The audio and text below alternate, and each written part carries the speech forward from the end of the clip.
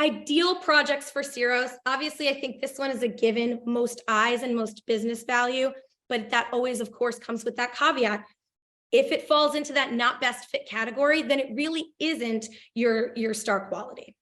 But anything that you can vet through that does have a lot of eyes and business value, we'll take all of those things we talked about in the beginning and apply those to whatever you're looking to accomplish. Aligns to the goals of the business, trickles down to your team. Quite frankly, I think this can go either way, right? But they're interchangeable. I think as long as you're tied to a goal that essentially is fulfilling something from the business or your own team, or maybe a partner team, as long as those goals are working together, that's going to be really important, and it's going to make your project much more successful and relevant. Something that can be templatized and repeatable. I love this. Again, you'll hear efficiency 1,000 times out of my mouth, I'm sure, over our short half hour.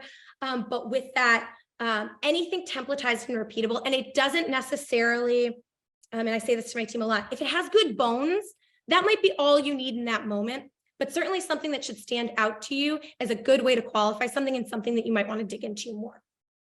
And then last but not least, contains a clear goal, a general understanding of content, structure, and output. I know we talked about this in the not best fit, but certainly you can tell very quickly if something has that structure and output that you need to qualify it as something worth value.